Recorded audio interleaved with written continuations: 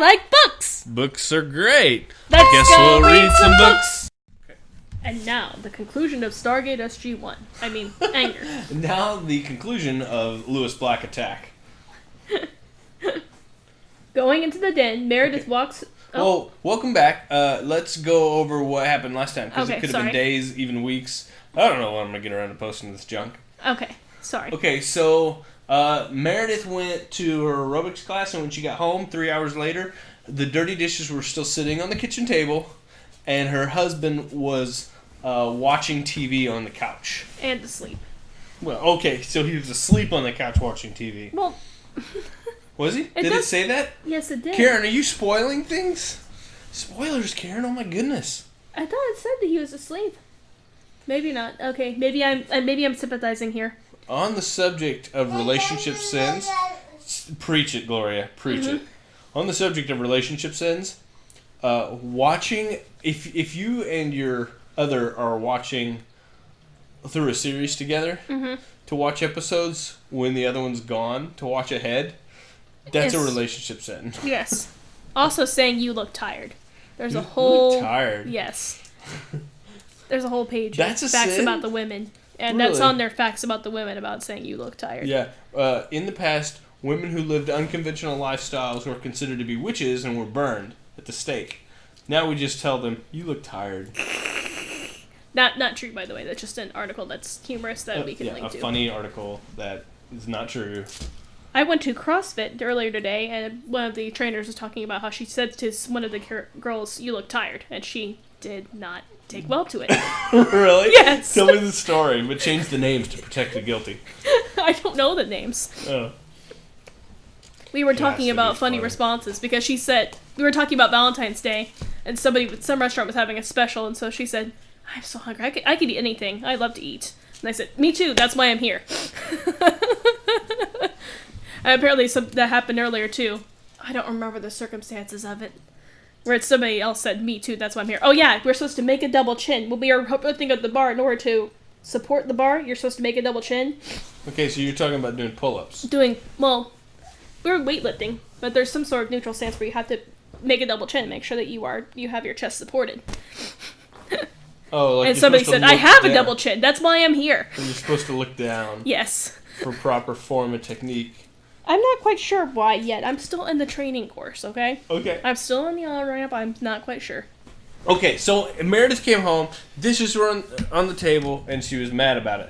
Going into the den, Meredith walks over to the couch, sits down, and gives Jason a big smooch, I'm sure. A hug. Aww. Aww. Not too bad. I have one small question before I give you a kiss.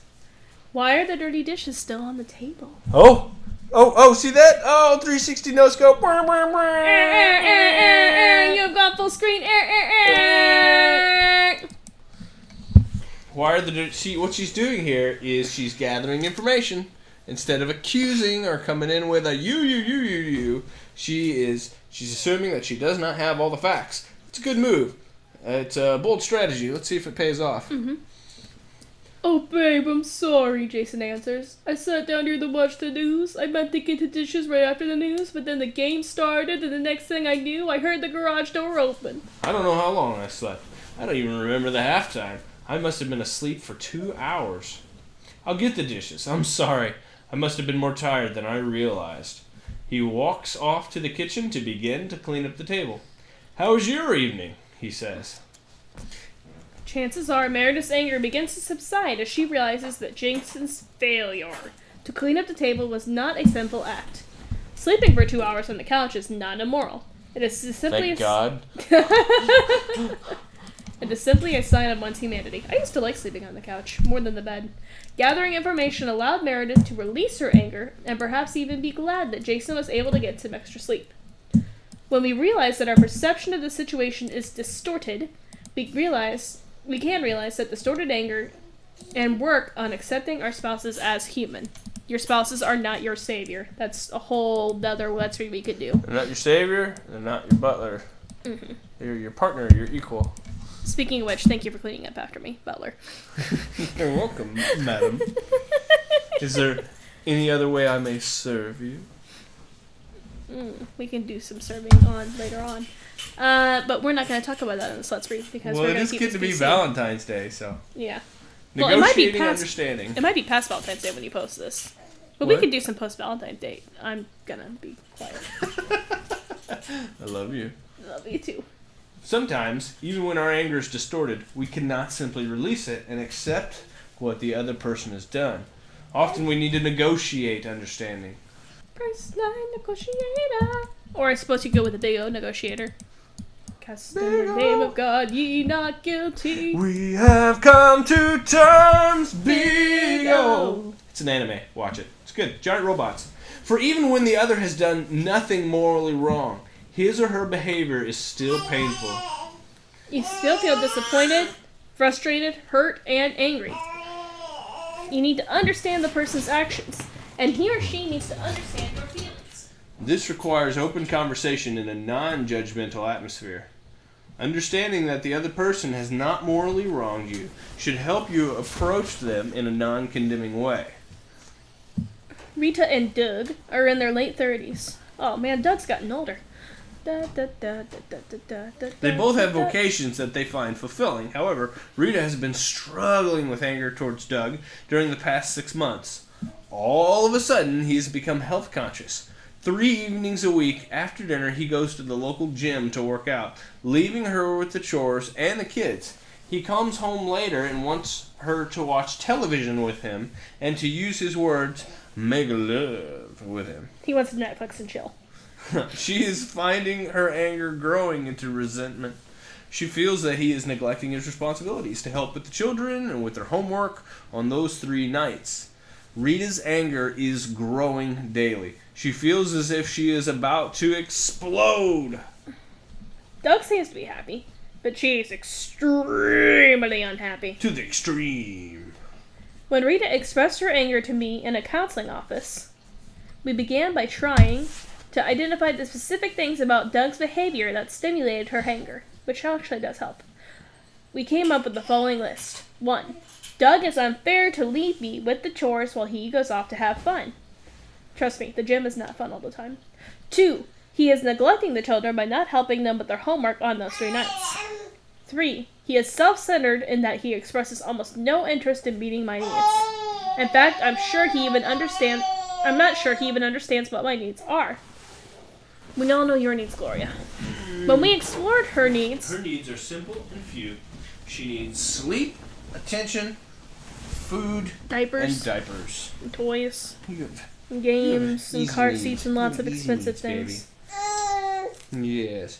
When we explore her needs, we found that her primary love language, the way she really felt loved by her husband, was quality time. All right. It's quality time. The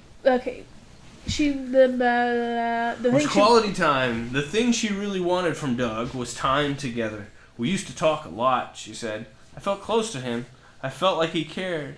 Now with him gone 3 nights a week, we just don't have time to talk. I'm beginning to feel he doesn't want to be with me. We then turned our attention toward determining our anger, if her anger was distorted in these 3 areas. We looked at him leaving her with the dirty dishes 3 nights in a week, and I asked, what wrong is he committing?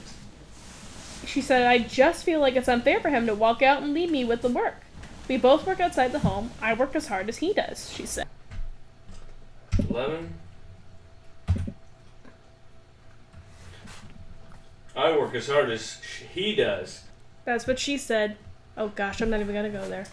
Does he help you around the house in other ways? I inquired. Yes, he actually does a lot around the house. He takes care of the yard and all the outside work. He also vacuums the floors for me, lucky. And he'll pitch in and help me with anything I ask him to do. But you do a lot. You just don't vacuum. I never do any work on the floors. Yeah. Then we turn the matter of homework. On the 2 nights that Doug does not go to the gym, does he help the children with their homework? Yes, she said. He always has. In fact, he used to help them every night. He still helps them a little bit when he gets home from the gym, if there's something they're having trouble with, but it's not the same as it used to be. What was your life like before Doug started going to the gym 3 nights a week? Well, we would eat together unless the kids had a school activity, and then we would just grab a bite. He would always help me with the dishes. Then he and I would sit down and talk for probably 30 minutes before he helped the children with their homework, and I worked on other things around the house. It was great. I felt close to him, felt like we were a family. Now I feel like we're still a family, but he abandons us 3 nights a week. He abandons us. You gotta read that with the girly. I'm the guy and you're the girl. When I asked her if her husband knew about her feelings toward his gym nights, she thought not. But then she added, I feel like he's neglecting me and that we're growing apart. He just doesn't realize what's happening. As I questioned Rita further, she explained that Doug began to go to the gym after watching a film at his work on physical fitness, and a coworker invited him to work out with him. She admitted, I'm glad he's taking care of himself. I'm sure he feels better. I probably should be working out myself, but I just don't have time. I don't think he has time either, but he's making time. But it's at our expense, as I see it. It seemed apparent to me that Doug's behavior did not fall into the category of immoral. What he was doing was not innately wrong. However, Rita had held on to her anger far too long. She needed to negotiate understanding. She needed to share with Doug what was going on inside of her. Her thoughts, her feelings, her Lewis her Black, frustrations, her fear, her disgust, her joy, her sadness. Not in a condemning manner, but as information. She needed to find out from Doug how he perceived these things. She needed to get information, but beyond that, this couple needed to come to a place of understanding. Understand? To find a way to meet all their needs and to help them reconnect with each other emotionally next time on We Read What? And 360 Nose Go. This is the book song. I make it up as I go along. I'm singing so that the credits have time to roll. This is the book song. It's getting worse because I don't rehearse. So click on the next video and let's all read some books. Hey, sorry for the abrupt ending there, but we had some technical difficulties.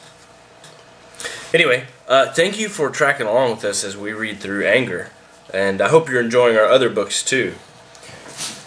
They're all recommended by somebody at some point in time. I don't just read for fun. But anyway, if you have a good idea for a book that you think we would be good at or should look at, please put it in the comments. And thank you. Thank you for watching.